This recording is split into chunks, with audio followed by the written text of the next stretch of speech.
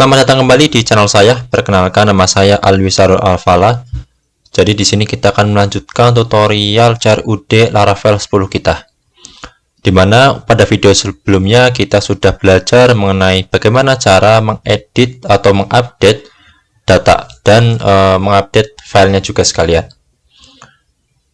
Pada video kali ini kita akan belajar mengenai bagaimana cara mendelete data dan memberikan sebuah alert atau pesan ketika data sudah berhasil dihapus ataupun sudah dibuat, diedit, maupun ketika pada validasi mengalami error. Pertama kita jalankan dulu ya projectnya. Di sini saya sudah jalankan menggunakan PHP Artisan Serve, atau kita bisa ulangi ya caranya seperti ini. New terminal, kemudian PHP Artisan Serve seperti ini. Oke, lalu npm run dev. Oke, kalau sudah, kita bisa buka projectnya di sini di /product.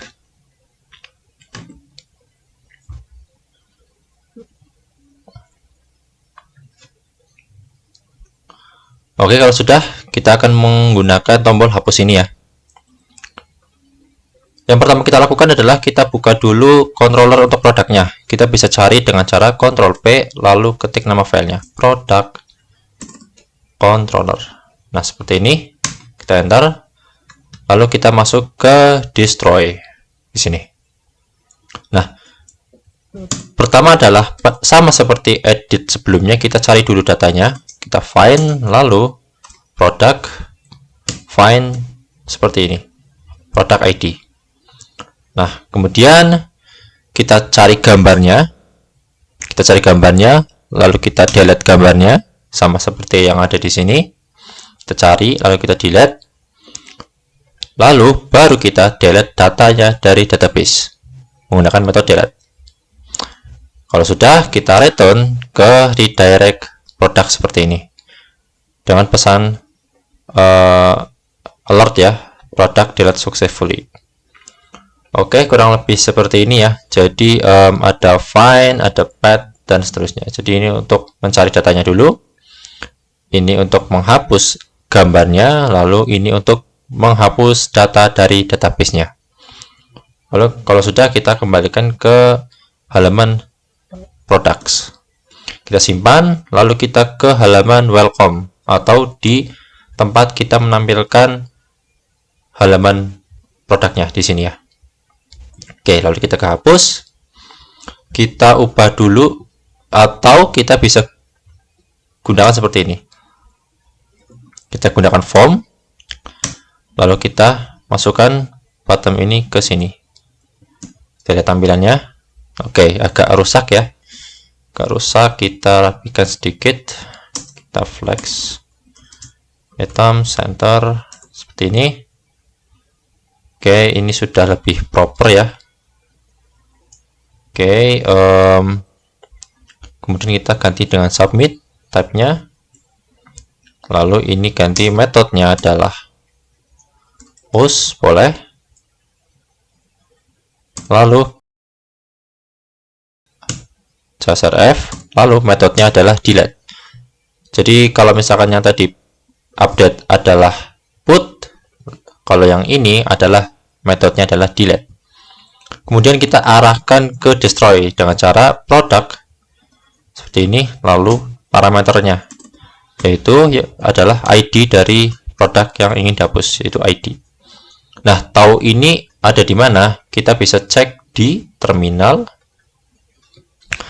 Kemudian kita PHP Artisan route list. Nah, sama ya, kita ke delete, arahnya ke products underscore ID-nya apa. Kemudian kita arahkan ke product controller lalu ke destroy. Di sini ya, sama ya. Oke, kalau sudah kita bisa coba kita hapus yang ini, maka data akan terhapus. Begitu juga dengan gambarnya ya. Ini juga akan menghilang satu.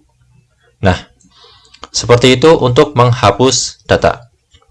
Nah, sekarang kita akan mencoba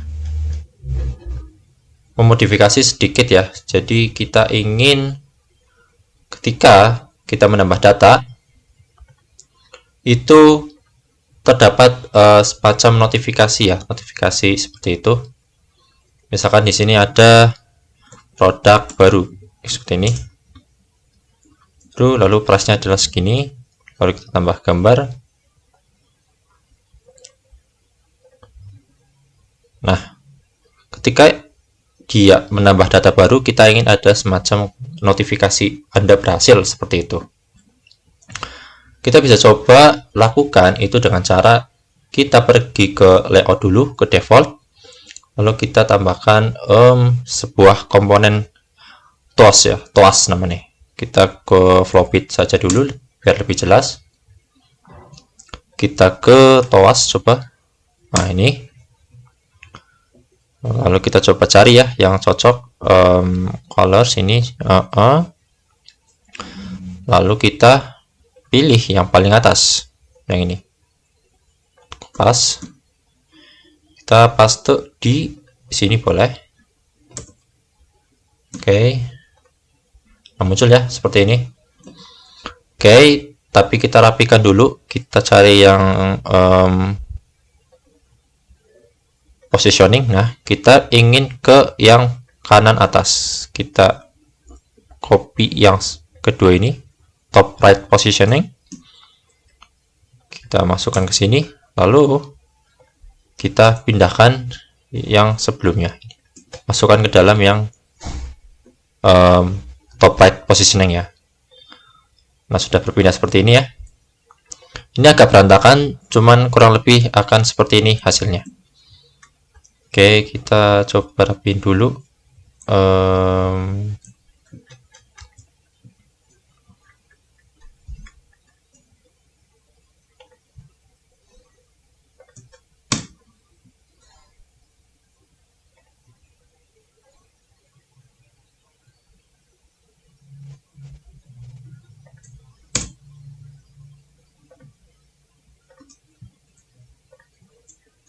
Coba hasilnya seperti apa.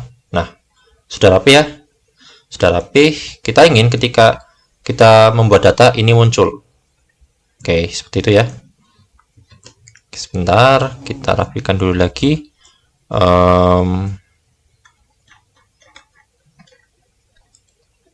Close.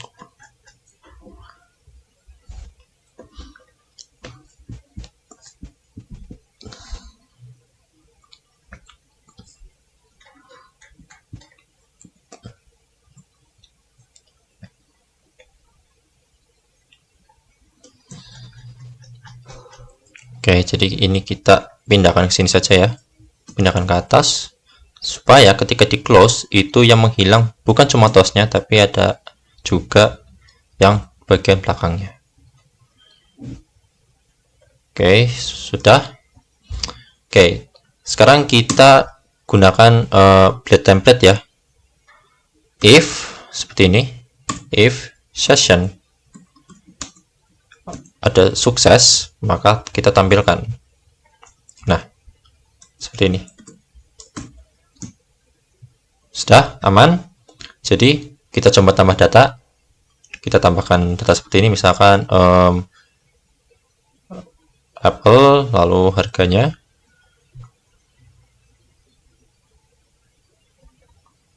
Ketika submit, maka dia akan muncul item move successfully seperti ini. Kita bisa close, lalu kita ingin menampilkan kalimat yang ada di sini. Oke. Di sini adalah product create successfully ya. Caranya adalah kita panggil saja sessionnya. Seperti ini, session. Lalu sukses. Nah, seperti ini. Coba kita tambah lagi. Kita ke misalkan S5 misalkan.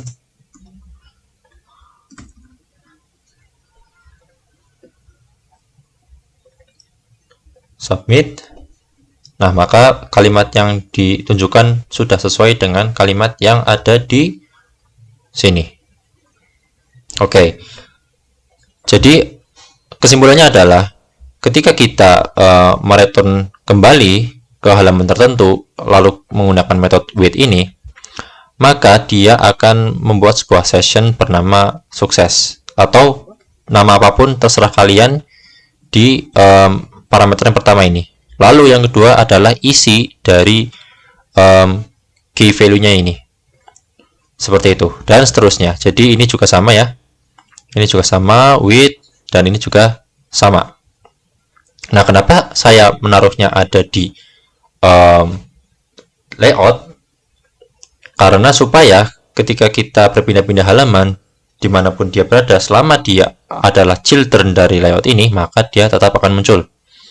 Misalkan kita hapus ya, satu, kita hapus, maka dia akan muncul. Produk deleted successfully. Seperti itu. Misalkan kita ingin membedakan ya, misalkan antara hapus dan create update. Kita ingin deleted seperti ini. Kemudian kita ingin rubah sedikit. Misalkan kita kasih satu lagi seperti ini, lalu deleted seperti ini, lalu kita sesuaikan ya warnanya merah, misalkan. Nah, ini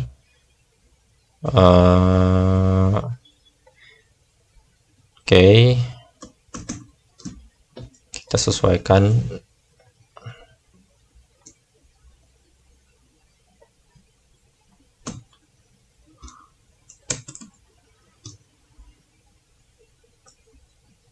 Oke. Kalau kita hapus, maka dia akan menunjukkan yang warna merah ya. Kalau misalkan kita edit, misalkan seperti ini saja, lalu dia akan berubah ke yang hijau seperti ini.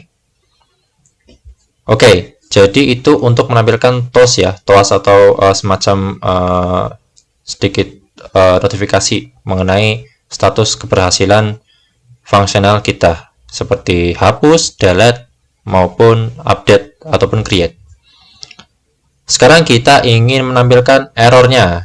Nah, kita bisa balik ke product controller ya. Jadi di sini kita sebelum memasukkan data atau mengupdate data, kita memvalidasi inputan data tersebut. Misalkan kita masuk ke create ya, halaman create. Kita backkan dulu yang required ini ya. Atribut required, kita hapus saja seperti ini. Kita ke create, ketika kita submit, nah dia menampilkan error seperti ini. Kita ingin ketika dia menampilkan error, dia akan ditampilkan di sini, bukan model semacam ini. Caranya bagaimana? Kita cukup lakukan dengan cara seperti ini. Kita coba seperti ini ya, di blade seperti ini, lalu kita panggil error seperti ini. Nah, ini diisi dengan key-nya, yaitu adalah produk,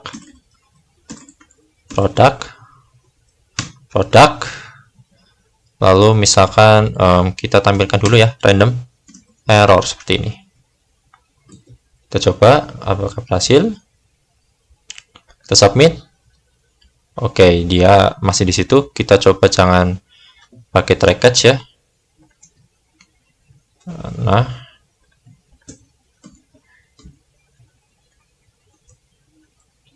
kita submit. Nah, dia akan menampilkan error. Oke, kurang kelihatan ya.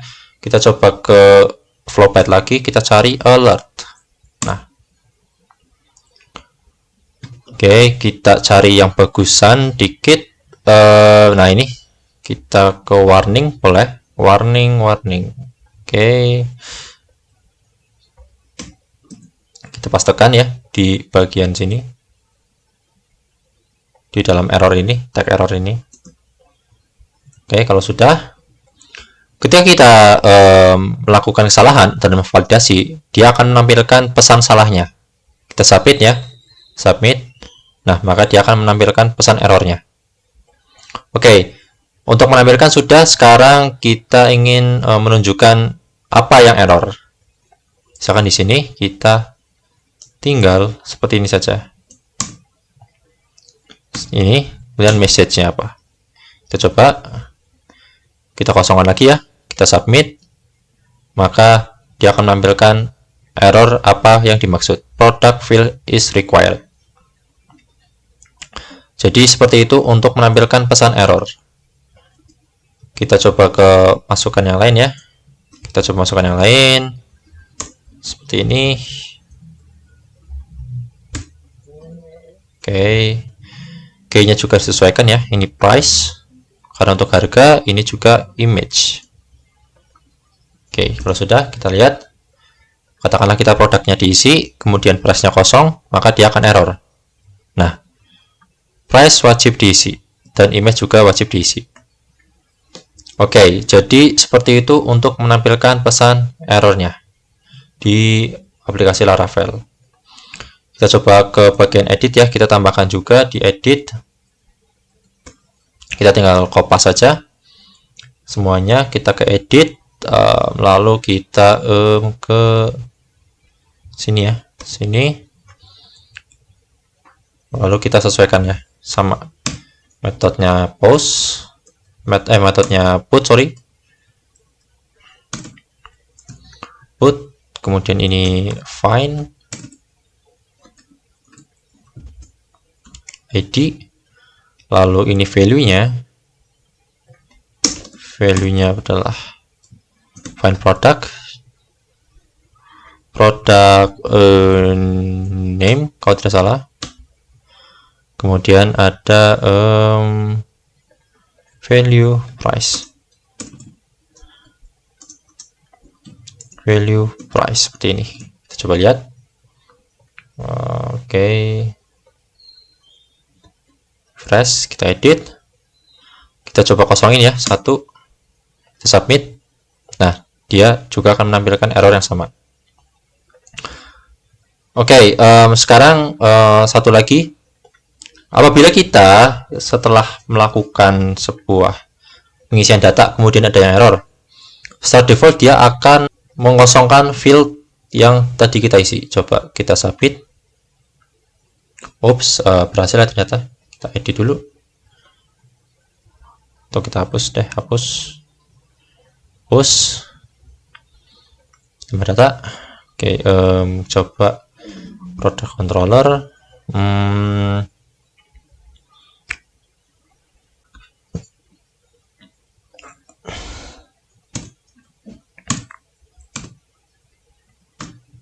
oke, seperti ini. Oke, kita coba satu digit ya, harusnya dia akan error.